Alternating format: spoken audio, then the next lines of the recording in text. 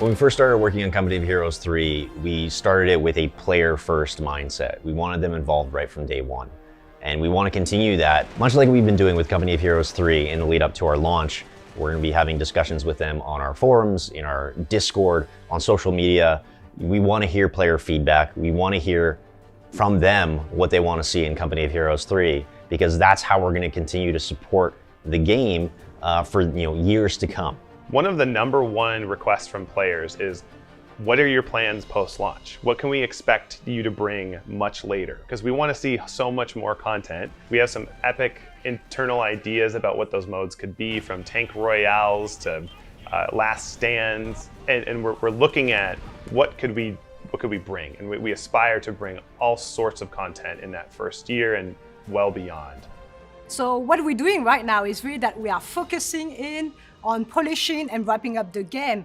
And as the game launch, we'll be fully able then to develop and invest in new content, new features that will bring to players to make the game feel alive for the years to come. One of the challenge of a live ops team is really being able to make content regularly. And so that's why it's super important for us to think ahead about how to lay the best foundation to create those pipelines.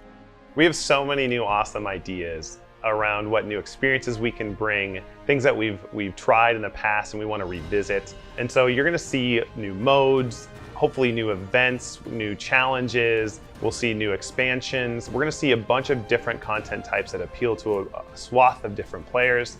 And we have a lot of really cool ideas that are just in the back pocket that we haven't had a chance to go explore yet.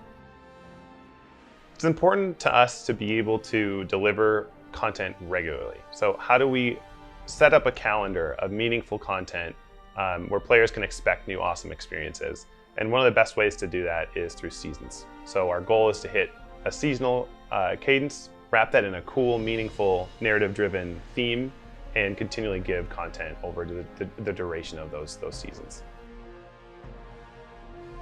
We want our post-launch content to feel fair for all of our players. When you're progressing through our systems, when you're playing day to day, it needs to feel fun, and it needs to feel like what you're doing matters and isn't too grindy or too cumbersome, right? It has to be fun and it has to be fair. We know that in the past, sometimes certain content or DLC felt like it was too pay to win, or that commanders were too hard to acquire, bulletins were too grindy, didn't have enough impact. So all of those things are being taken into account.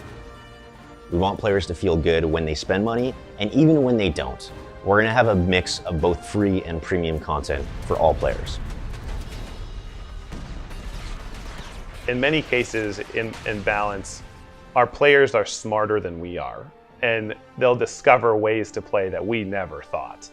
And so we just have to expect it. We have to expect that you will find something that we didn't see. And what we're focused on is being able to fix it. It's important to keep win rates and the perception of being OP to a minimum. Our approach isn't just to hit a 50-50 win rate. It is to evolve the meta and our factions and our units over time that keep things interesting and fresh and meaningful. So we know international representation in the Italian theater is incredibly important. There were so many nations that were represented there, and that's something that we're hoping to showcase in Company of Heroes 3. We're already working on it. We have some great examples that players have already seen, and it's something that we want to continue looking at and continue expanding upon post-launch. We aspire to make CO3 the best RTS, much less best World War II RTS. We have so many amazing ideas, and we have so much more content we'd love to bring post-launch, from new modes, to new win conditions, to factions, to units, to new battle groups that we'd love to bring in that are internationally based, and we can represent a whole swath of new types of players and backgrounds. We have a whole line of sight to new expansions that we could go visit, new regions, new fronts, and we have ideas about what we could go do and bring.